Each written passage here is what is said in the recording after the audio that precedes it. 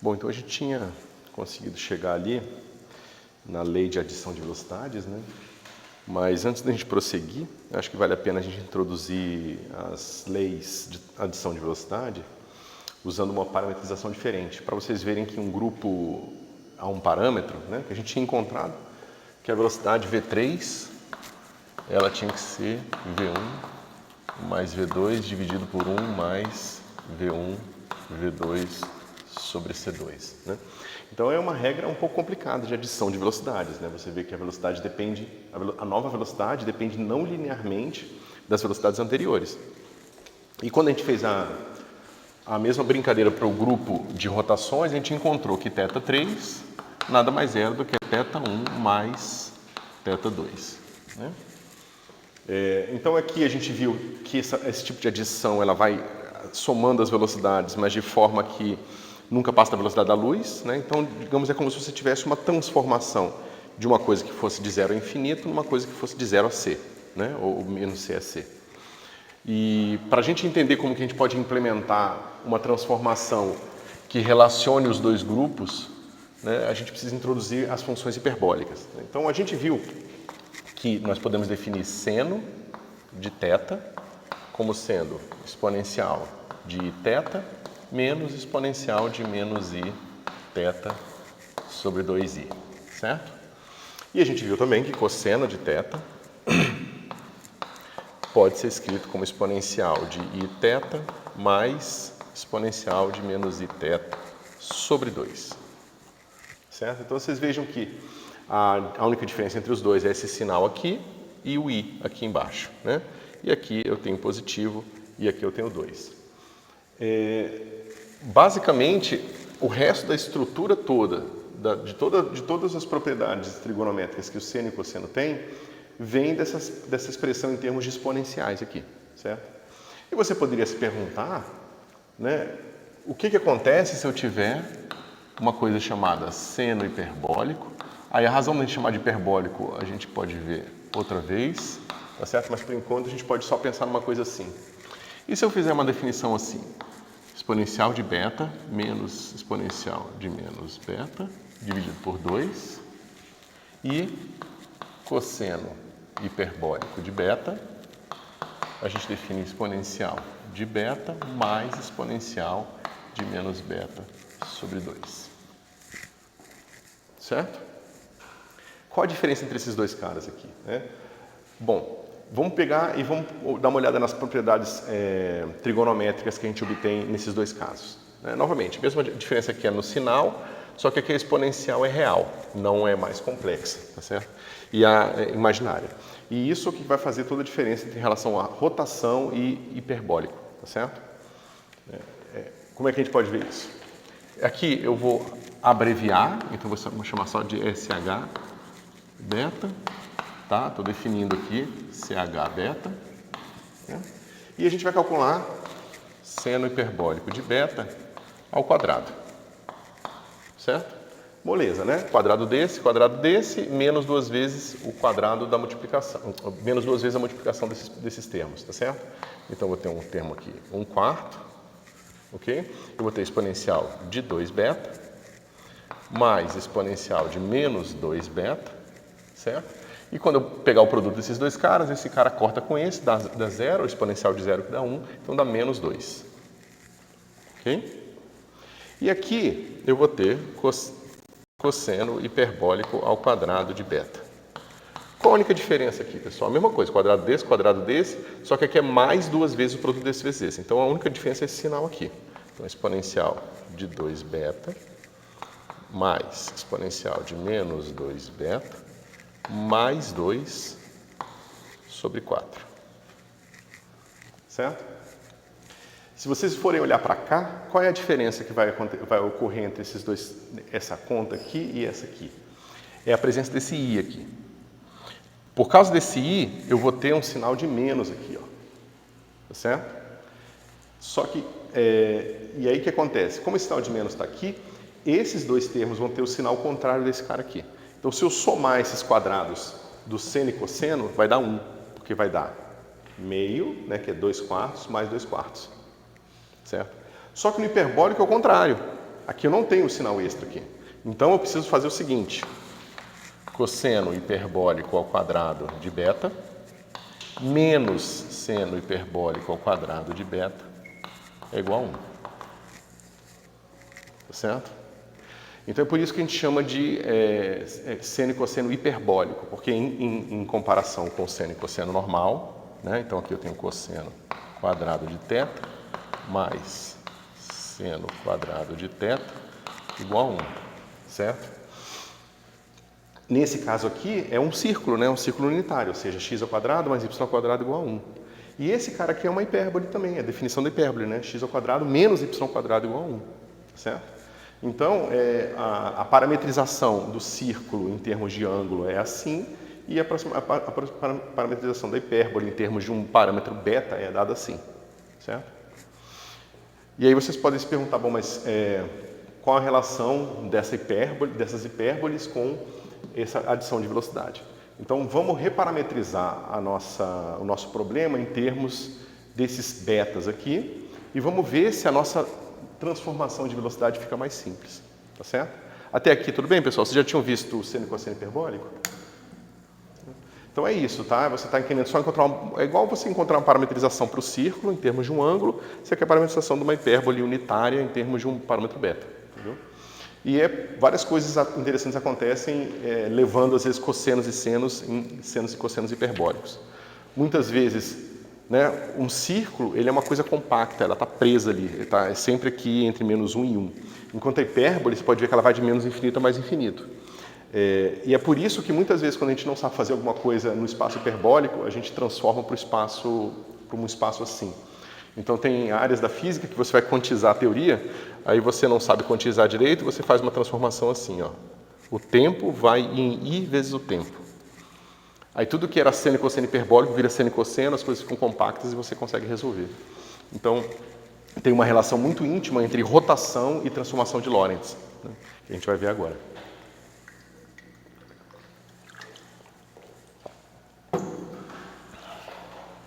Bom, vamos lá. O que a gente tinha aqui, né? Nós tínhamos que a nossa transformação M era dada por gama menos V sobre C gama menos V sobre C gama e gama. Ok?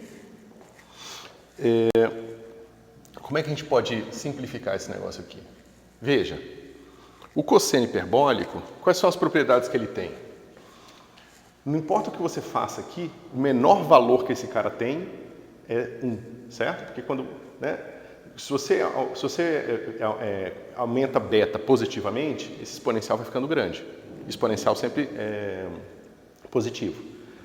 Né? Aí você fala, então vou diminuir beta. Mas se você diminui beta, esse cara cresce. Ou seja, se beta for um número grande negativo, esse cara aqui cresce. Então esses dois números somados, você pode ver que o mínimo deles é quando beta é igual a 0, tá certo? E esse negócio aqui dá 1, tá certo? Só uma coisa que eu esqueci de mencionar. Quanto é que é a derivada de seno hiperbólico?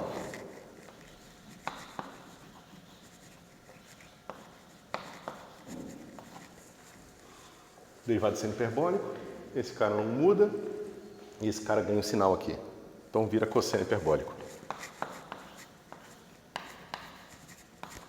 E quanto é que é a derivada de cosseno hiperbólico? É o seno. Então, a diferença entre o hiperbólico aqui, ó,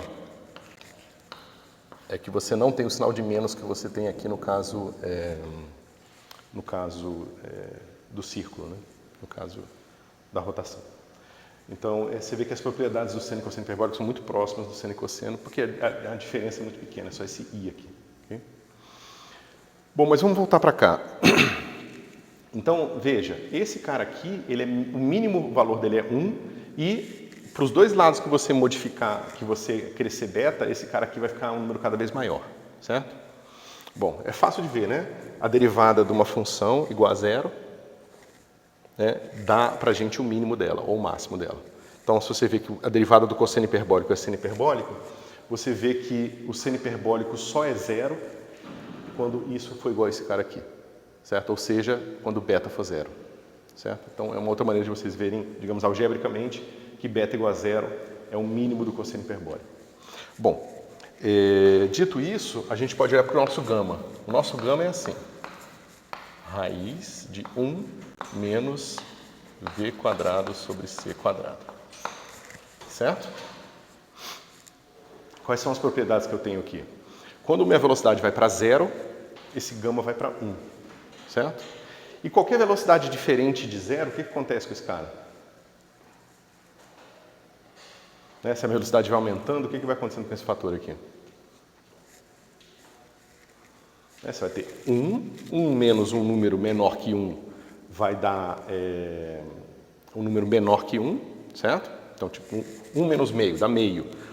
1 dividido por meio dá 2, né? Se não tivesse a raiz aqui, por exemplo. Certo? Então, esse número aqui ele vai crescendo quando a velocidade vai se aproximando da velocidade da luz. Só que o que acontece? Quando você vai se aproximando da velocidade da luz, esse número aqui vai se aproximando de 1, vai ficando 1 sobre 0, vai se aproximando de 1 sobre 0, ou seja, esse negócio vai explodindo para infinito. Mas o infinito do gama, ele se dá quando V se aproxima de C. Então é como se eu estivesse limitando o espaço dos possíveis parâmetros da minha transformação entre menos C e C. Certo? Esse cara aqui é um bom candidato para virar o nosso cosseno hiperbólico. Justamente porque o nosso cosseno hiperbólico vai ter a mesma propriedade, ou seja, ele vai ser, no parâmetro 0 ele vai ser 1 e nos outros parâmetros ele vai crescendo, tanto para um lado quanto para o outro, porque esse cara aqui é ao quadrado, então mais V e menos V dá o mesmo resultado. Então o cosseno hiperbólico é um bom candidato e ele ainda tem uma vantagem. O cosseno hiperbólico ele só vai para infinito, de fato, quando o beta for para infinito, ou menos infinito. Certo? Então ele está descompactando esse espaço aqui, ó. Ele está transformando, ou seja, a sua velocidade ela está pertencente a esse cara aqui, enquanto o seu beta, menos infinito, mais infinito, o nosso beta. Certo? Se nós fizermos essa identificação aqui, cosseno hiperbólico de beta. Certo? Então, a gente pode ver esse cara como um bom candidato para essa parametrização. Okay?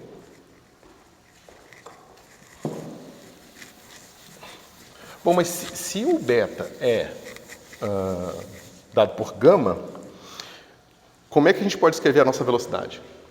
Então, ou seja, a gente pode pegar esse cara aqui, gama ao quadrado, aí esse cara vai ser cosseno hiperbólico ao quadrado de beta. Só que esse lado aqui é 1 sobre 1 menos V2 sobre C2, né? Cosseno hiperbólico de beta ao quadrado. E a gente pode fazer o seguinte, a gente pode jogar esse cara para cá, vai ficar 1 menos V2 sobre C2 igual a 1 sobre cosseno hiperbólico ao quadrado de beta, certo? E, finalmente, V2 sobre C2 igual a... deixa eu já botar aqui. Então, ó, eu vou passar esse cara para cá e vou tirar o mínimo de comum, tá? Vai ficar assim, cosseno hiperbólico ao quadrado de beta menos 1 dividido por cosseno hiperbólico ao quadrado de beta, certo? Então, o que eu fiz? Passei esse termo para cá, passei esse termo para cá, fica 1 menos 1 sobre cosseno hiperbólico de beta.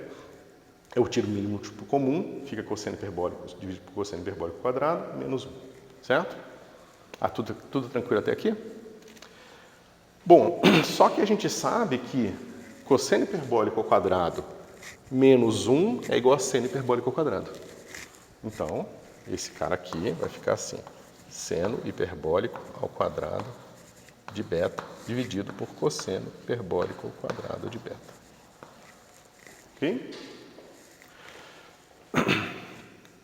Bom, o seno hiperbólico, ele é uma função ímpar, tá vendo? Se eu troco o sinal do beta, ele troca o sinal da função.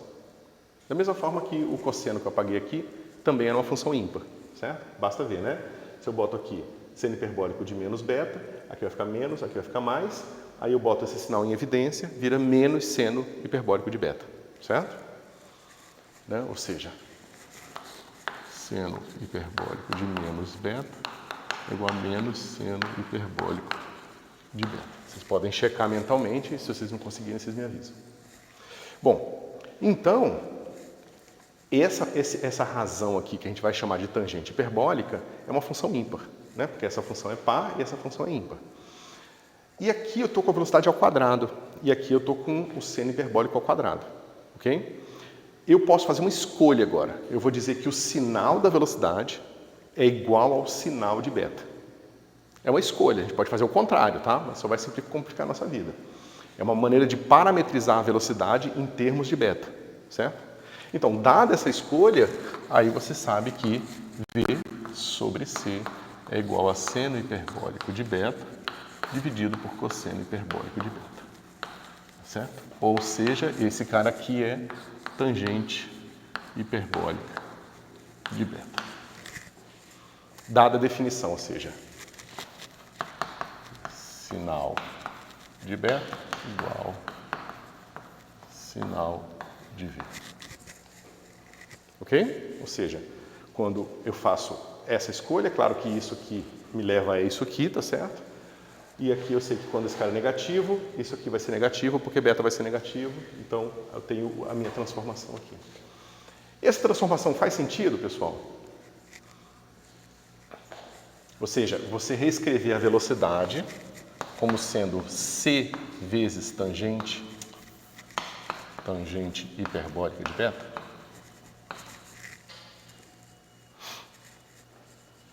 A tangente hiperbólica é legal que ela nunca passa por zero no denominador, né? Diferente da tangente normal, o nosso cosseno hiperbólico é sempre maior que 1. Então, esse negócio aqui é bem definido para todos os valores de beta. Você pode ver que quando beta cresce, esse cara aqui vai crescer, esse cara vai crescer, e esse vai ser um pouco menor, porque vai ter um termo subtraindo aqui, esse aqui é um pouco maior, tá certo? Então, você pode ver que essa razão vai ser de tal forma que esse número aqui é sempre menor ou igual a esse, tá certo? Igual sendo só no infinito. Então, essa razão aqui é menor que 1. Mesma coisa acontece para beta negativo. Quando o beta for negativo, esse cara aqui também vai ser maior, só que vai estar subtraindo um pedacinho aqui. Esse cara vai ser tão grande quanto esse, porque é o mesmo termo, né? Ou seja, deixa eu escrever aqui em outras palavras. Talvez seja mais intuitivo. Tangente hiperbólica de beta é igual a exponencial de beta menos exponencial de menos beta dividido por exponencial de beta mais exponencial de menos beta, certo? Eu posso botar em evidência e vai ficar assim, 1 menos exponencial de menos 2 beta dividido por 1 mais exponencial de menos 2 beta, certo? É fácil ver que esse número é sempre menor que 1, certo? Quando o seu beta vai ficando grande positivamente. Se você quiser que ele seja grande negativamente, você faz o contrário. Você bota esse cara aqui em evidência e você vai ver que esse cara vai ser um número claramente menor que 1 sempre, certo? Então, isso aqui está parametrizando, ó, uma coisa que vai de menos infinito a mais infinito em uma coisa que vai de menos C a C. Então, ele está levando aqui, ó, o infinito em C dos dois lados. Tá certo? A razão da nossa adição de velocidade ser tão complicada é porque ela é compacta ali, ela está restrita entre menos C e C. Quando a gente relaxa isso e vai para uma parametrização de menos infinito a mais infinito, a nossa transformação vai ficar mais simples. Ok? Bom, deixa eu... Vamos ver o que acontece aqui agora, então. Bom, dito isso, eu posso reparametrizar o nosso M. O nosso M agora como função de beta vai ser como? Vai ser cosseno hiperbólico de beta, certo? Ali vai ser menos tangente hiperbólica de beta vezes cosseno hiperbólico de beta. Menos tangente hiperbólica de beta, cosseno hiperbólico de beta e cosseno hiperbólico de beta. Bom, pessoal, mas tangente vezes cosseno é só seno, né? Então, isso aqui é cosseno hiperbólico de beta menos seno hiperbólico de beta, seno hiperbólico de beta, cosseno hiperbólico de beta. Se vocês lembrarem, a nossa rotação como função de θ era assim. Cosseno de θ menos seno de θ seno de θ, cosseno de θ. Então, vocês podem ver que uma transformação de Lorentz é uma rotação num espaço hiperbólico. A gente vai ver claramente que o espaço-tempo é um espaço hiperbólico, justamente por causa dessa característica do tempo, tá certo? Mas, por enquanto, eu estou só mostrando vocês algebricamente como que a parametrização em termos de ângulos hiperbólicos simplifica a coisa, certo? Além disso, o que acontece se eu aplicar duas matrizes dessa?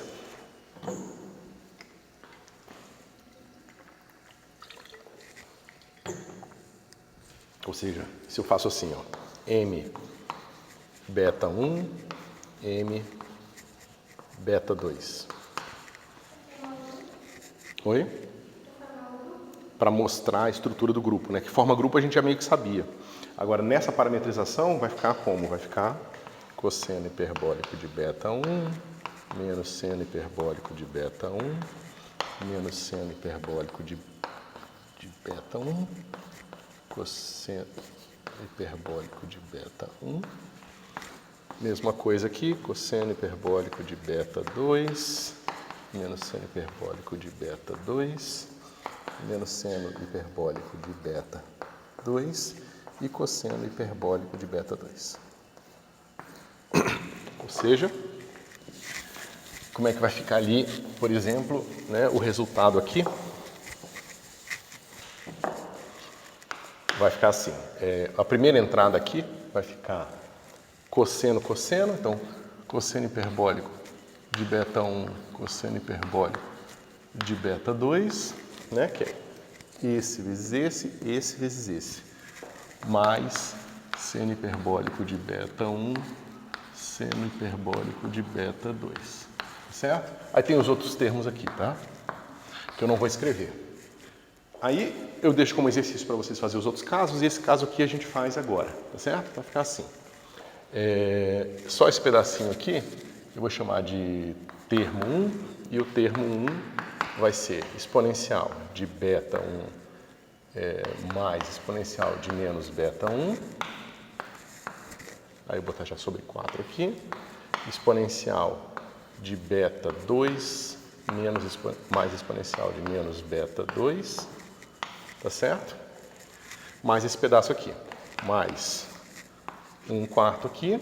Vai ficar exponencial de beta 1 menos exponencial de menos beta 1.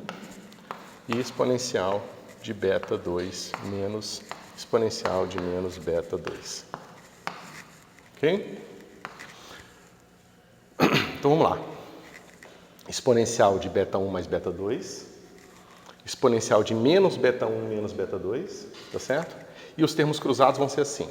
Exponencial de beta 1 menos beta 2. E exponencial de menos beta 1 mais beta 2. Ok? Agora vamos olhar aqui embaixo. Esse termo aqui, vezes esse, ele fica igual a esse vezes esse. Vai ser exponencial de beta 1 mais beta 2. Tá certo?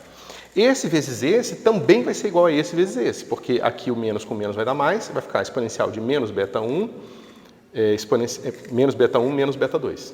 Tá certo? Agora os termos cruzados vão ficar sempre assim, ó. Esse cara aqui com esse vai ter um sinal de menos. Vai ser o exponencial de beta 1 menos beta 2.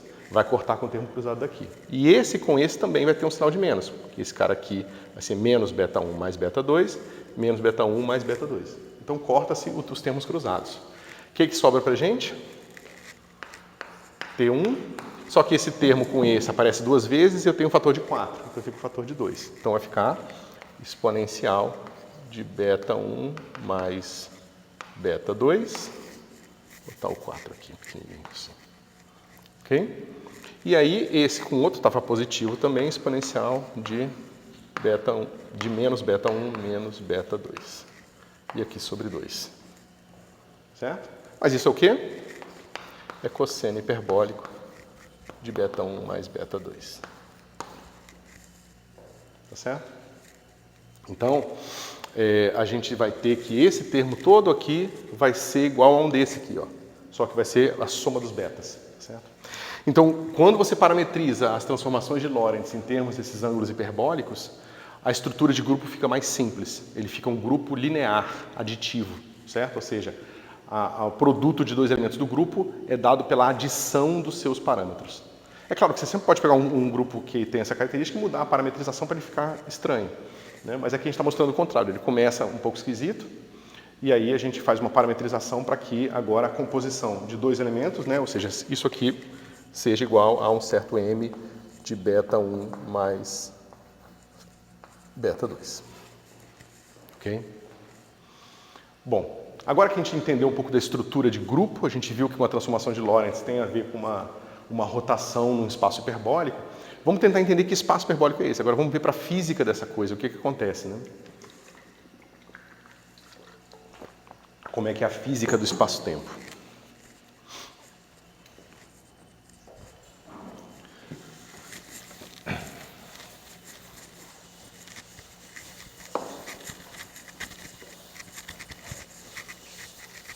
Vou só fazer uma coisinha aqui, pessoal. Nossa, um segundo.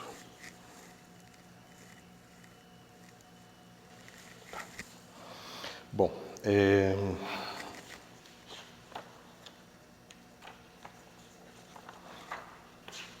isso aqui acabamos de fazer. Então vamos lá, a gente viu o seguinte. Eu vou dizer que as coordenadas transformadas, eu vou botar linha, tá certo? Para a gente botar uma notação mais convencional. Então a gente mostrou na aula passada que as transformações de Lorentz se dão assim. CT' é igual a gama CT menos V sobre CX. Certo? Isso aqui a gente lembra, né, da aula passada. E x' vai ser igual a gama x menos V sobre C, CT. Ok? Veja, isso aqui é simplesmente eu estou encontrando a parametrização, a transformação entre as parametrizações definidas a partir do esquema de radar, certo?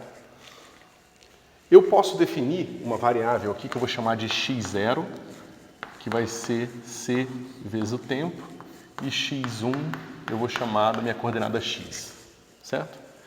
Em termos do x0, é que é como se eu estivesse medindo distância em tempo com unidade de distância, as coisas ficam mais simétricas, tá certo? Não fica esse c cortando com c, aqui não fica nada assim, ok? E aqui também não apareceria, né, se eu divido aqui um c ao quadrado.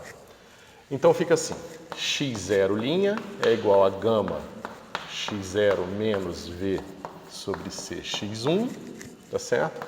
E x1' é igual a gama x1 menos v sobre c x0. Aí vocês nunca mais esquecem, porque é uma formulinha só para memorizar, certo? Bom, agora vamos perguntar o seguinte. O que significa um intervalo no espaço-tempo? Ou seja, vamos desenhar aqui um diagrama de espaço-tempo e vamos nos perguntar o significado de um intervalo no espaço-tempo. A gente fez bastante esses gráficos já, né, de espaço-tempo. Então a gente aqui define o tempo, a gente define aqui o espaço e a gente definiu que o significado dessa coordenada é dado pelo tempo medido no relógio dos caras que estão fazendo isso aqui. Tá certo? Então, para esses observadores, eu tenho um significado físico claro e evidente dessa distância aqui. Ou seja, a distância entre esses dois pontos, eu pego aqui o meu T1, subtraio o meu T0 e defino isso aqui como a passagem do tempo no relógio. Tá? Ou seja, é a passagem de tempo.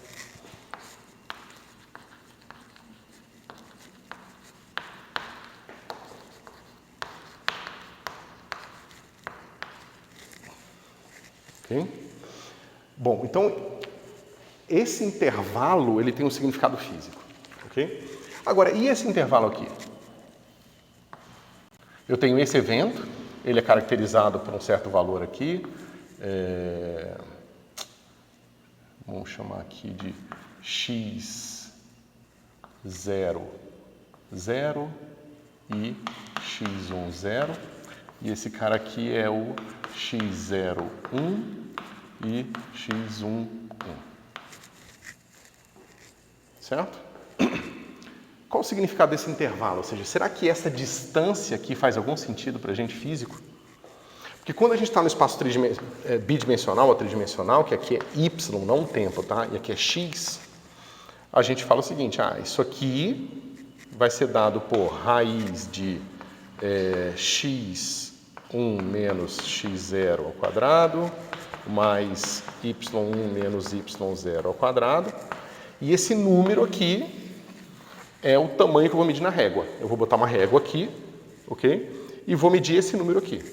Ou seja, a gente construiu uma métrica no espaço bidimensional ou tridimensional e a gente calculou isso, né? Lá desde 3.000 anos atrás, a gente calculou que essa distância é dada por essa fórmula aqui, ok? E essa geometria bidimensional. E essa distância aqui? Será que eu posso fazer alguma coisa assim? x10 menos x00 ao quadrado e encontrar alguma coisa que tenha algum significado físico? Porque agora eu estou fazendo uma mistura de espaço e tempo nas nossas coordenadas, certo? Mas se eu quero uma geometria do espaço-tempo, eu preciso dar significado para essas coisas, certo? O que vocês acham que a gente pode fazer? Mas como?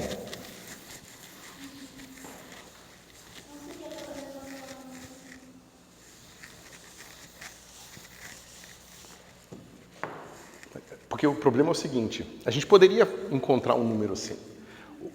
O problema não é o número em si, é a atribuição de significado. Qual é o significado do número que eu vou encontrar? O que vocês acham?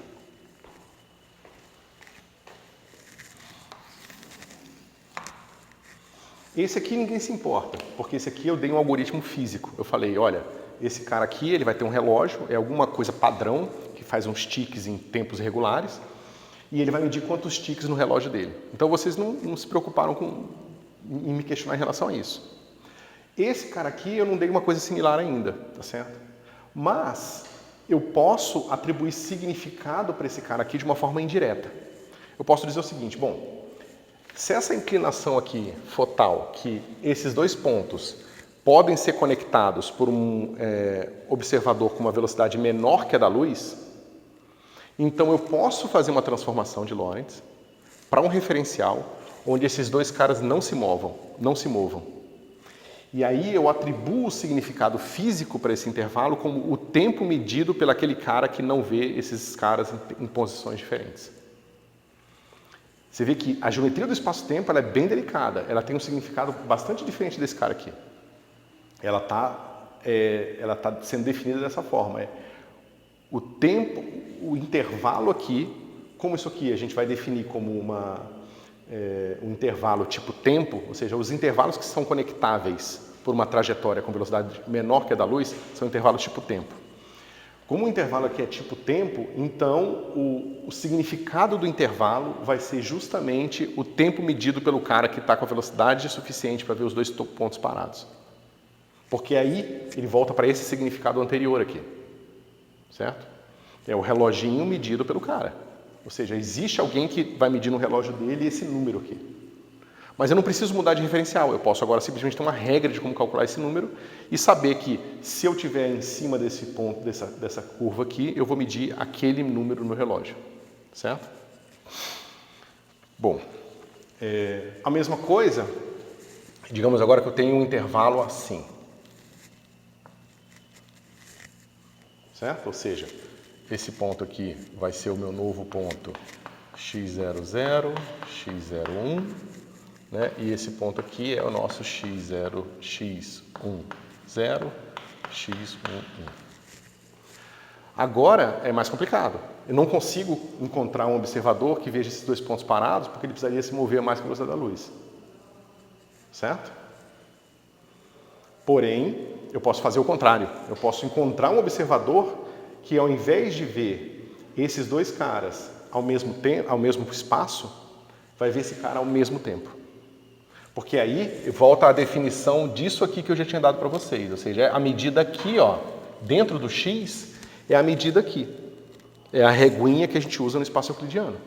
Certo? Então, eu posso me referir a qualquer coisa horizontal e vertical em termos de coisas físicas. O que eu estou mostrando para vocês é que as diagonais têm dois tipos. Tem as tipo tempo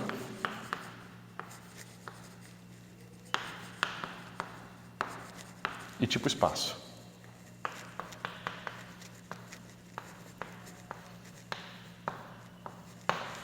Tá certo? A gente classifica esses caras assim.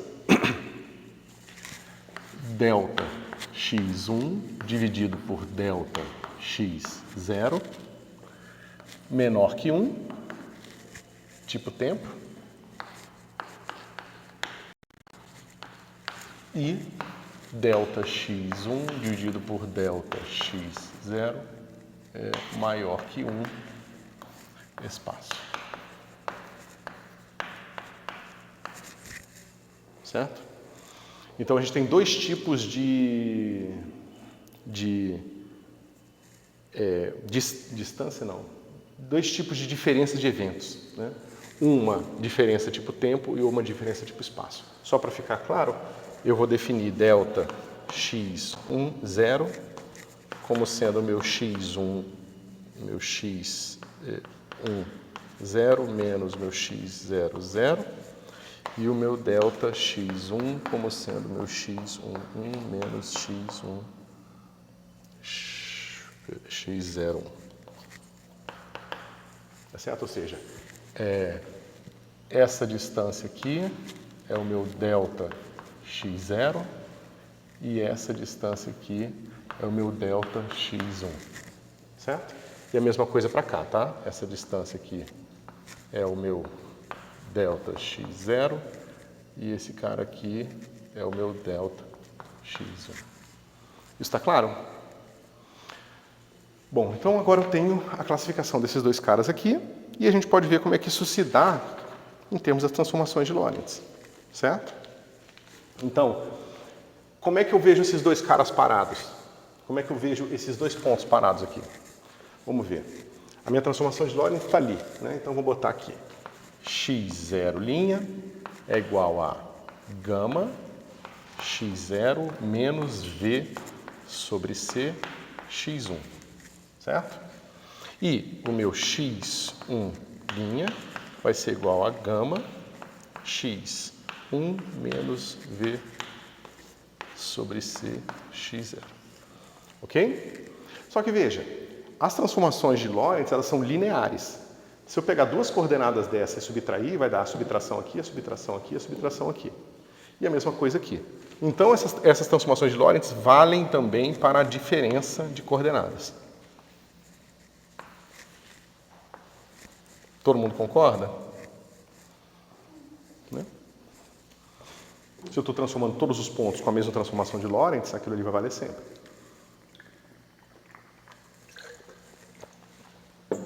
Então, quando eu tenho a velocidade v sobre c igual v sobre c igual a delta x1 sobre delta x0. No caso tipo tempo, eu posso escolher a velocidade, né, porque ela é menor que 1, a velocidade vai ser menor que a da luz. Eu posso escolher que a minha velocidade da transformação de Lorentz é dada por isso aqui. Quando eu faço essa escolha, o que acontece? Esse cara aqui vai ficar assim. Delta x0' vai ser igual a gama.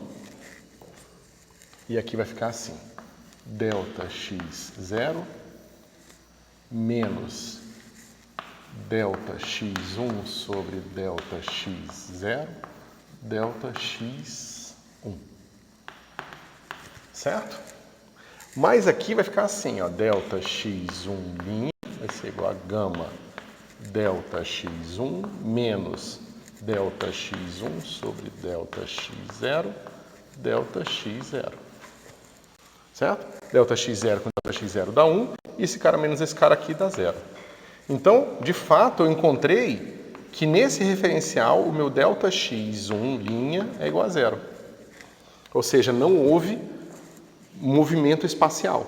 Os dois pontos estão na mesma posição espacial. Tudo que há é passagem de tempo. Só que agora a minha passagem de tempo é dada por essa fórmula aqui. Eu posso calcular ela. Certo? Como é que fica a nossa passagem de tempo? Vai dar esse negócio aqui. Eu vou botar, deixa eu ver só qual é a melhor forma. Isso, eu vou botar em evidência. Vai ficar assim, gama dividido por delta x0. Aqui vai ficar assim, delta x0 ao quadrado menos delta x1 ao quadrado. Vocês concordam? E agora essa brincadeira aqui, como é que fica?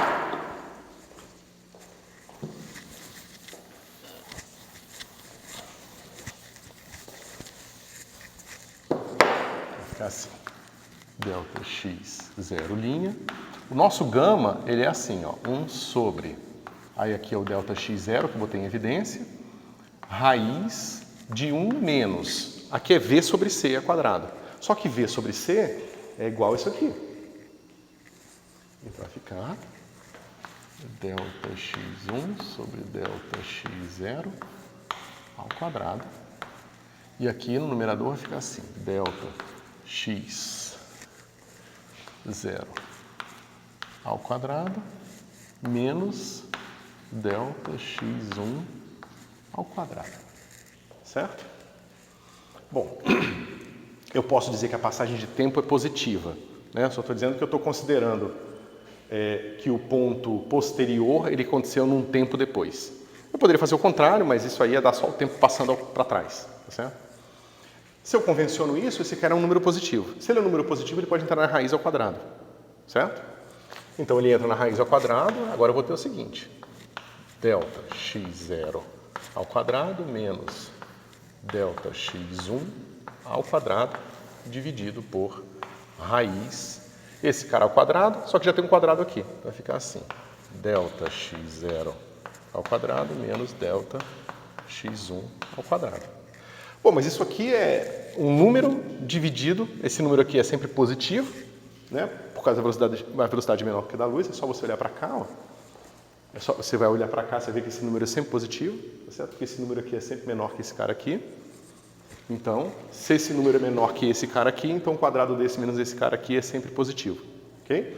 Se vocês quiserem depois se convencer, pensem um pouco, mas é fácil ver isso. Então, eu tenho um número positivo dividido pela raiz dele, mas isso aqui é a própria raiz do número. Isso aqui é a raiz de delta x0 ao quadrado menos delta x1 ao quadrado. Olha que curioso, pessoal. É muito parecido com a métrica euclidiana. Olha a métrica euclidiana aqui. Só que tem um menos aqui no meio. Tá certo? Então você vê que é como se eu estivesse medindo uma distância num espaço hiperbólico agora.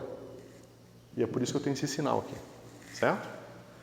E esse cara aqui, ou seja, se eu pego agora e encaro esse negócio como uma geometria do espaço-tempo, o comprimento dessa linha aqui é dado por essa expressão, não mais por uma expressão assim, mas por uma expressão assim, e o significado desse número que eu calculo aqui é esse cara tem um comprimento que vai coincidir com o tempo de alguém que veja esses dois pontos no mesmo ponto, esses dois eventos no mesmo ponto do espaço. Certo? Isso é uma trajetória tipo tempo, e isso é a definição da métrica aqui, que a gente vai eventualmente batizar como a métrica de Minkowski. Tá certo? Que é a métrica que mede coisas no espaço e no tempo. Ok?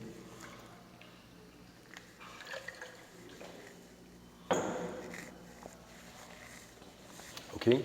Então, o que acontece aqui, pessoal? Se esses números aqui forem muito próximos.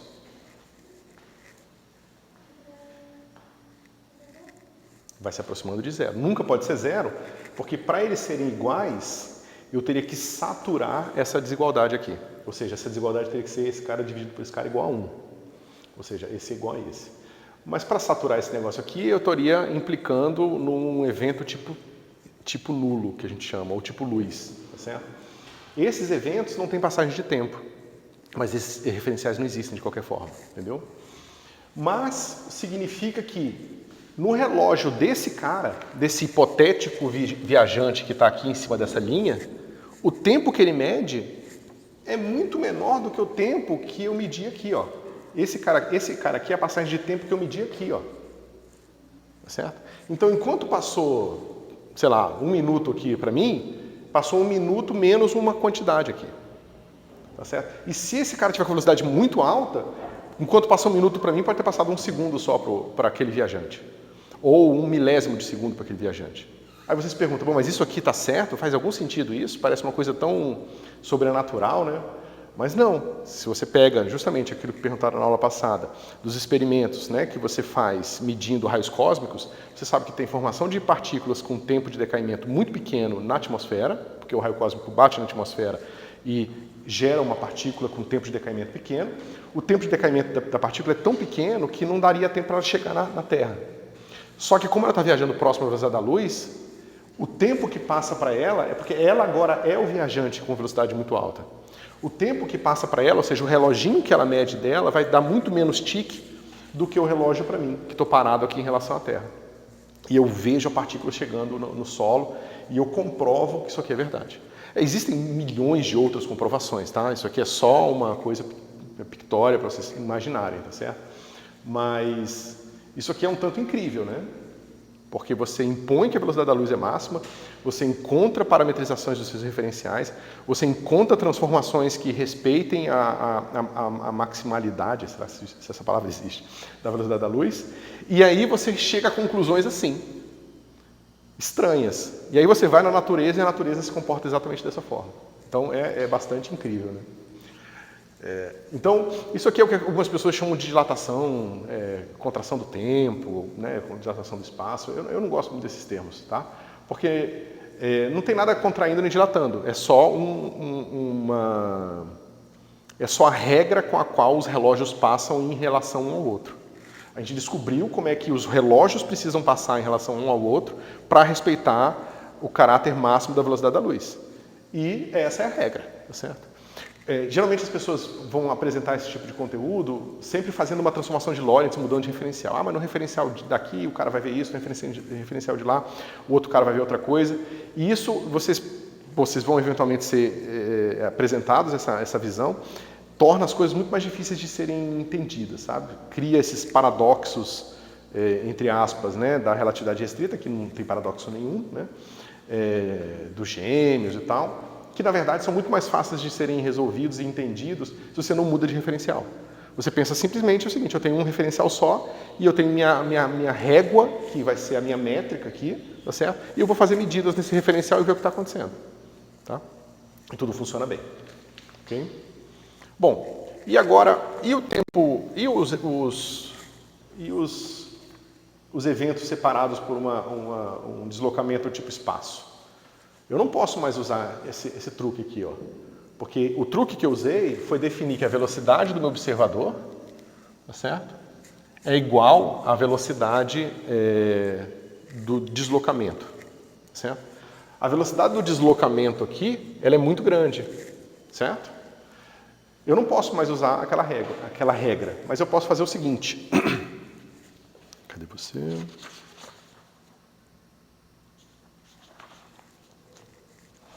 Eu posso falar que a velocidade do observador vai ser dada por ΔX0 sobre ΔX1. É o contrário aqui, tá vendo? Eu sei agora que esse número é maior que esse. Justamente é o que caracteriza uma coisa tipo espaço. Tá certo? Então, esse número aqui faz sentido como uma velocidade. Ok? E eu já estou antecipando as coisas porque eu estou lembrando das minhas transformações de Lorentz. Aqui aparece V sobre C. Se eu boto aquele número agora aqui, corta x1 com x1 e sobra o x0 que corta e as coisas acontecem ao mesmo tempo. Tá certo? Mas eu vou fazer, claro, essa conta com detalhe agora, mas o que significa... Vale a pena a gente pensar um pouco no que significa isso aqui, certo?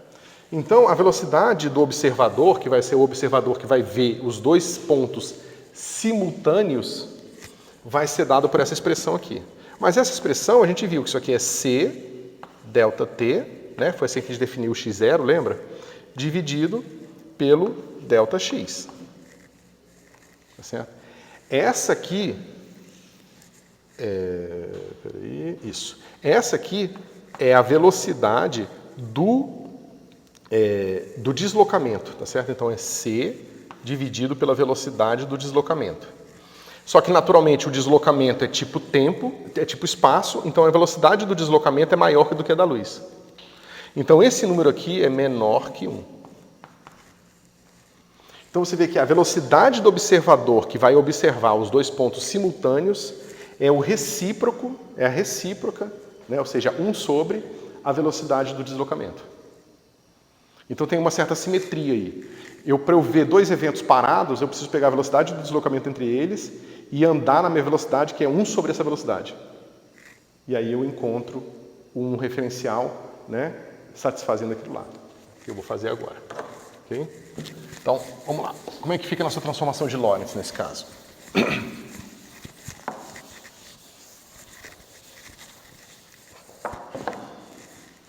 Delta x 0' é igual a gama delta x 0 menos v sobre c delta x1 e delta x1' é igual a gama delta x1 menos v sobre c delta x0.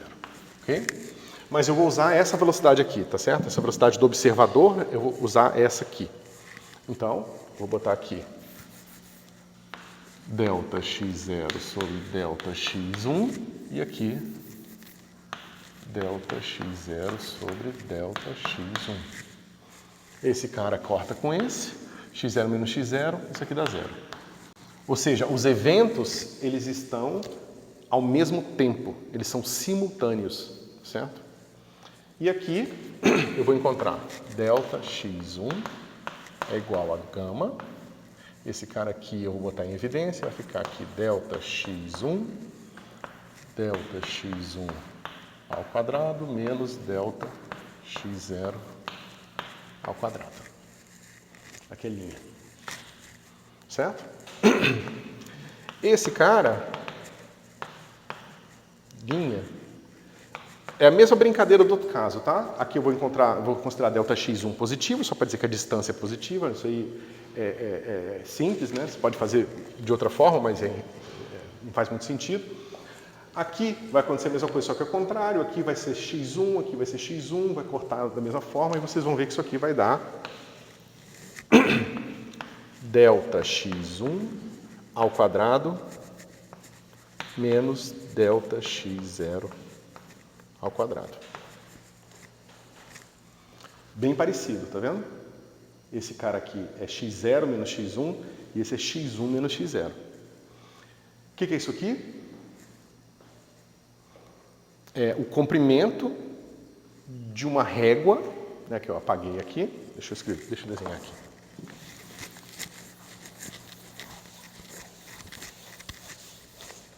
Então a gente está tratando de um deslocamento tipo espaço. Então é uma coisa assim, certo? Esse cara aqui é o delta x0, esse cara é o delta x1, certo? São os meus dois eventos aqui. E eu estou vendo é que se eu faço uma mudança de referencial, esses dois estão, esse no futuro e esse no passado, quando medidos do ponto de vista desse tempo e desse espaço, passam a ocorrer simultaneamente. Certo? Como eles ocorrem simultaneamente, eu posso designar que essa distância aqui é a distância da régua, é o tamanho, é quantos tiques da régua medida por aquele cara que está vendo aqueles dois pontos parados. Então, eu estou vendo esses pontos todos parados aqui, eu pego uma régua, coloco no chão e vejo qual a distância entre aquela linha e essa linha aqui, tá certo?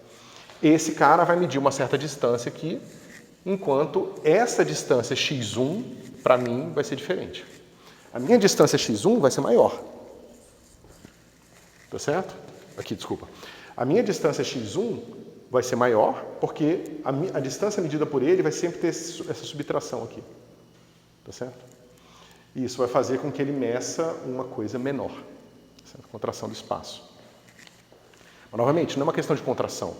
É que a distância medida por um ou por outro, quando comparadas umas com as outras, para respeitar a maximalidade da velocidade da luz, precisam se comparar dessa forma, precisam se dar dessa forma, certo?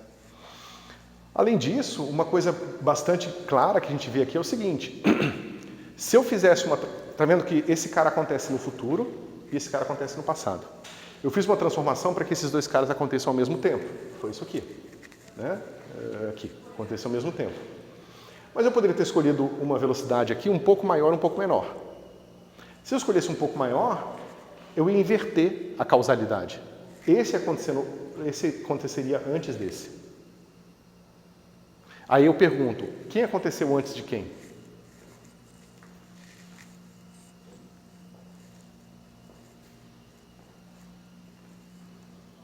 Porque, veja, se a gente não sabe responder o que aconteceu antes do que, a gente não sabe fazer física. Porque a física é assim, condições iniciais, eu vejo o que eu vou colocar no meu laboratório, aperto o botão e vejo o que acontece. Só que, veja, isso pressupõe causalidade. Existe futuro e passado, existe causa e efeito.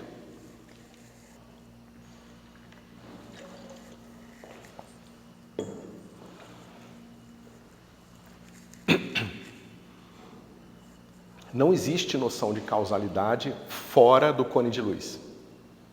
Tá? O que é o cone de luz? Pensa que o que separa as trajetórias do espaço do tempo é uma velocidade da luz imaginária aqui. Todos os eventos que estão para baixo dessa linha são eventos tipo espaço. Dois eventos tipo espaço, separados por um deslocamento tipo espaço, eles não têm uma relação causal entre eles. Tá certo? Ou seja, um não pode causar efeito no outro. Ok? Dois eventos que estão aqui são tipo tempo, foi isso que a gente viu. Eu não consigo fazer uma transformação de Lorentz para deixar esse cara aqui, pela razão que a gente viu anteriormente. A gente não pode ter velocidades maiores que a velocidade da luz. Então, esses caras, se esse está no passado, esse está no futuro. Com certeza. Dentro do cone de luz, por que é cone? Porque tem para os dois lados, a velocidade da luz vai para os dois lados. Dentro do cone de luz, existe uma relação de causa e efeito. Ou seja, os eventos aqui podem ter sido causados por qualquer evento, ou podem ter recebido influência de todos os eventos que estão dentro do cone. Mas os eventos daqui, não.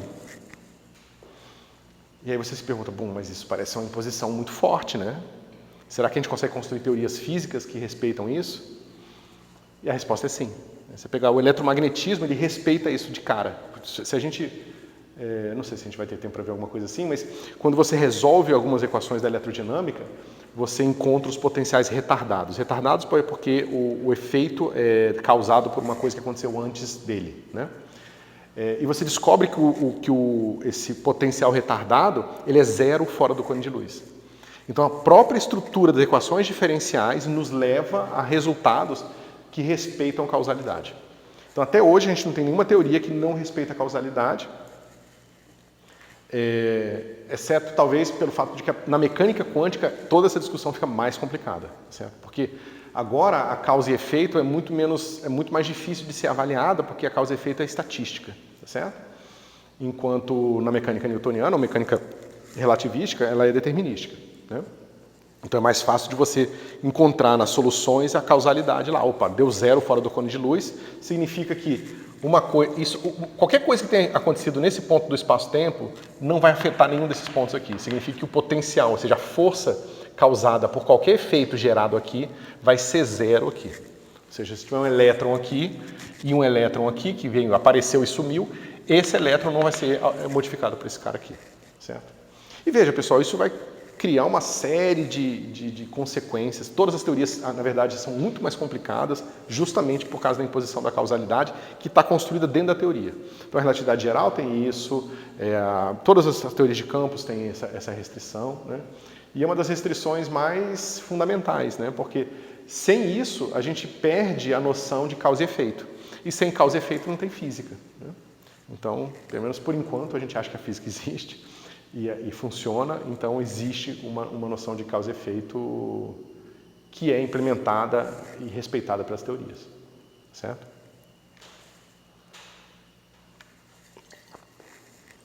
Então, só para resumir, não faz sentido eu dizer que esse cara aconteceu depois desse, ou que esse aconteceu depois desse, porque seria uma afirmação dependente do sistema de coordenadas, dependente do referencial, tá certo?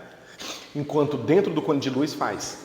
Dentro do cone de luz, esse cara aqui tem uma coordenada menor que esse, então esse aconteceu antes, esse aconteceu depois, porque nunca vai haver uma transformação de Lorentz que vai mudar isso, certo? Ok. Alguma dúvida sobre isso, pessoal? Alguma pergunta?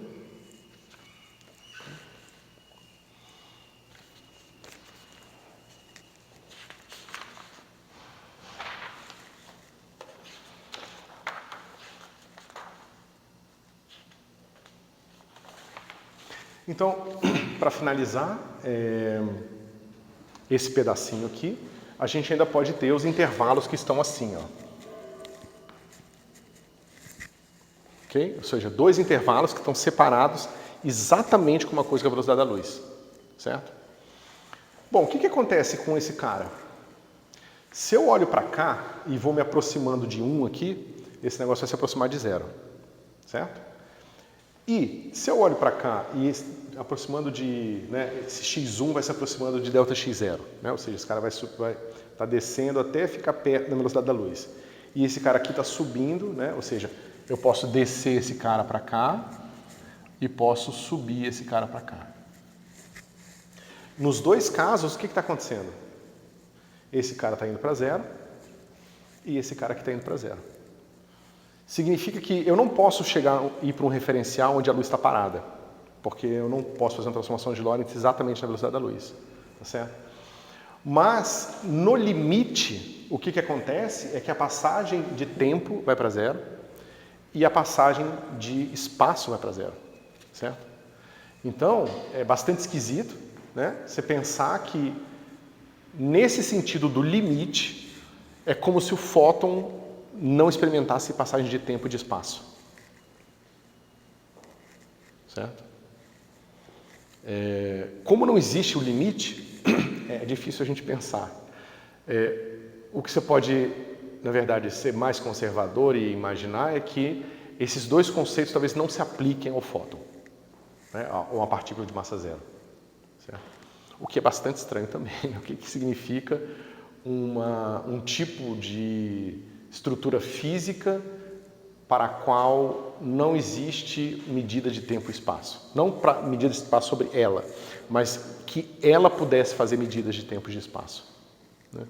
Porque se ela não pode experimentar tempo e espaço, então as estruturas, as equações dela não podem influenciá-las dessa forma, certo? Então, por exemplo, uma coisa que a gente vê no eletromagnetismo é que é uma teoria conforme. É uma teoria que, se você dilata o seu espaço e o tempo, ou contrai o espaço e o tempo, ela não muda. Ela é insensível à escala. É como se ela não percebesse o espaço e o tempo, certo? É claro que é muito mais complicado que isso, mas a gente dá um nome de qualquer forma, e esses caras aqui são o que a gente chama de deslocamento, né? Pode ser tanto o x0', quanto o x ΔX1', né? Esses caras aqui são tipo luz. Então, dois eventos separados dessa forma são eventos tipo luz, tá certo? Justamente porque é dado pela velocidade da luz. Ok.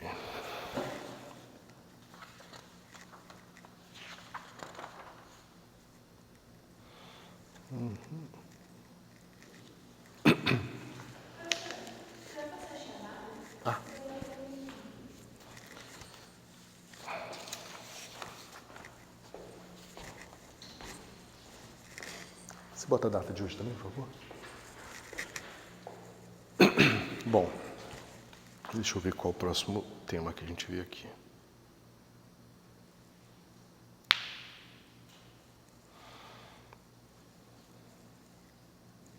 É que eu estou pulando algumas coisas porque o curso aqui é mais completo. Então vamos ver o seguinte, vamos ver como é que a gente constrói um objeto matemático que represente essas coisas todas aqui, certo? Então vamos começar lembrando um pouco do que a gente faz na geometria euclidiana.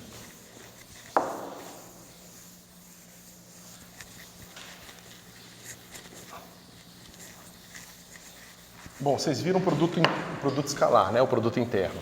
Então, digamos que você tem dois vetores, o vetor x1, x0, que vai ser dado por x0 y0, z0, né? E você tem o vetor x 1 aqui, certo? Vai ser x1, y1 e z1, certo? Como é que você mede aqui, né? Ou seja, como é que você mede o comprimento desses vetores aqui? Então, por exemplo, eu posso pegar o meu x0, né? Eu posso desenhar ele aqui, botar só bidimensional mesmo, então ele tem coordenadas aqui x0 e y0, certo? E eu sei que esse cara aqui vai ficar assim, x0 escalar x0 vai ser x0 ao quadrado mais y0 ao quadrado mais z0 ao quadrado. Certo? Então eu tenho um produto escalar entre esses dois vetores, ele vai estar associado ao comprimento dele aqui. Okay? Mas eu posso pensar nesse produto de uma outra forma. Eu posso pensar assim. x0 ponto x0 eu posso representar como sendo um x0 transposto, x0 vetor, e isso aqui vai ficar assim, ó. x0, y0, z0, matriz x0, y0, z0. Vocês concordam? É a multiplicação de uma matriz linha com uma matriz coluna, vai me dar aquele número ali, certo? Que é esse miolinho aqui, que é o quadrado da distância entre a origem e o ponto x0, certo? Só que eu posso fazer o seguinte, eu posso pensar que, na verdade, existe uma matriz identidade aqui. Vai ficar assim, x0, y0, z0, uma matriz 1, 0, 0, 0, 1, 0, 0, 0, 1. x0, y0, z0. Certo? Então, na verdade, é como se eu estivesse usando essa métrica, essa matriz aqui, que eu vou chamar de métrica,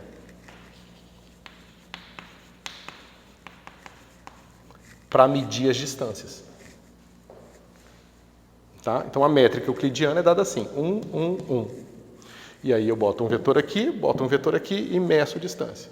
Se eu tivesse o deslocamento, ou seja, se eu tivesse a diferença entre esses dois vetores aqui, ia ser a mesma coisa aqui, né? O x do 1, o x do 0 menos o x1 menos x0, o y1 menos y0, z1 menos z0, e eu vou ter essa mesma métrica aqui, tá certo? Então a métrica, ela entra aqui nesse caso implicitamente, porque ela é uma identidade, então ela não muda nada desse vetor aqui, eu nem precisava ter colocado ela aqui. Agora, se eu quero fazer uma coisa para relatividade restrita, o que eu vou precisar?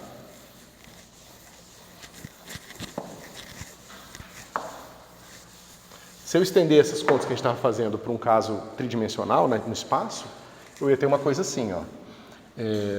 Para as trajetórias tipo tempo, eu vou ter uma coisa assim, né? O delta x0' vai ser igual a raiz de delta x0 ao quadrado menos delta x1 ao quadrado menos delta x2 ao quadrado menos delta x3 ao quadrado, certo? Se eu elevo ao quadrado os dois lados, eu vou ter delta x0' ao quadrado, vai ser essa brincadeira toda aqui. Delta x0 ao quadrado menos delta x1 ao quadrado menos delta x2 ao quadrado menos delta x3 ao quadrado.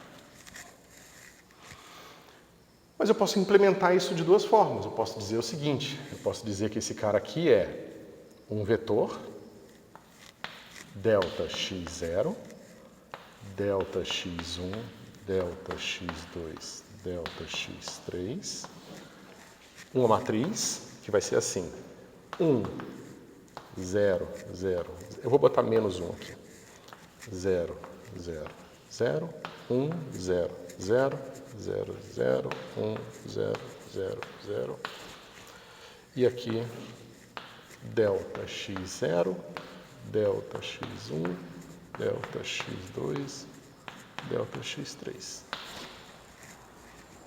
E obtenho o mesmo resultado. Aqui eu tenho que botar um menos do lado de fora, tá certo? Veja, a diferença entre uma métrica euclidiana, que é uma métrica que se mede só no espaço, para uma métrica que mede no espaço e no tempo, é um sinal de menos aqui na diagonal. Esse tem menos, mais, mais, mais. Tem gente que escolhe não colocar esse sinal de menos aqui e botar aqui mais, menos, menos, menos. Isso é uma questão de convenção. Infelizmente, essa é uma daquelas convenções que um grupo de físicos resolveu escolher uma e outro grupo resolveu escolher outra. O pessoal de física de gravitação geralmente escolhe menos um, mais, mais, mais, que é o que eu uso normalmente.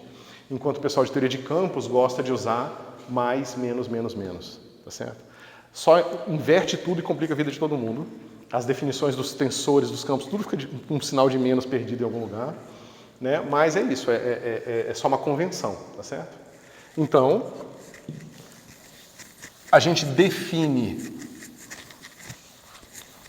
o deslocamento quadrado, a gente geralmente chama assim, ds2, desse ΔX aqui, como sendo esse negócio, tá? Eu tenho ΔX0, ΔX1, ΔX2, ΔX3, menos 1, mais 1, mais 1, mais 1, e aqui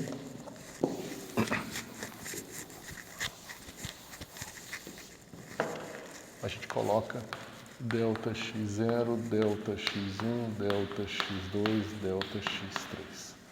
Certo? Se o seu ds2 aqui for, nesse caso, menor que zero, então é um deslocamento tipo tempo. Tá? E o que a gente vai chamar de tempo próprio, porque é o tempo medido pelo cara que vê os pontos parados, tempo próprio.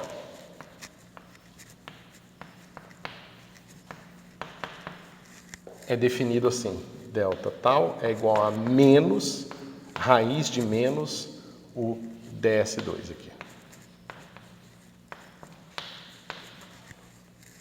Certo? Se o seu ds2 for maior que zero, é tipo espaço.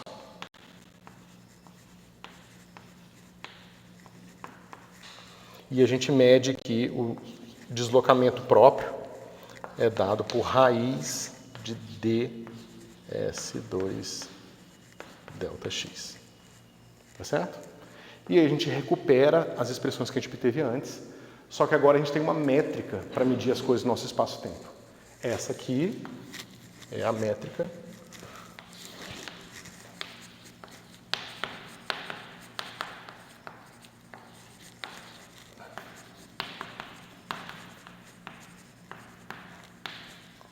de Minkowski.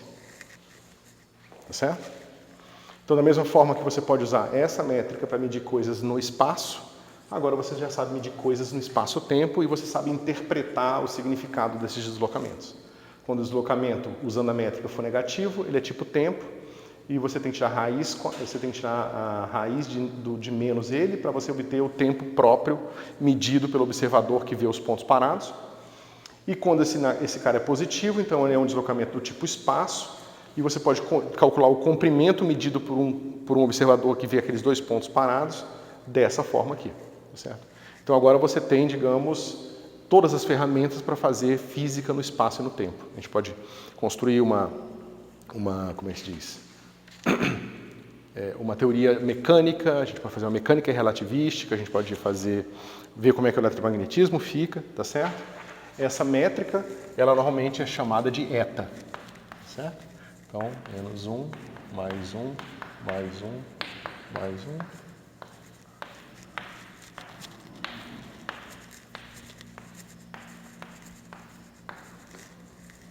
Tá certo? Que é a métrica de Minkowski. Ok.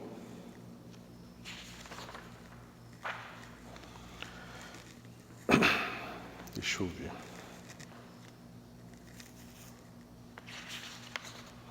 Isso Isso aqui está um pouco avançado, acho que...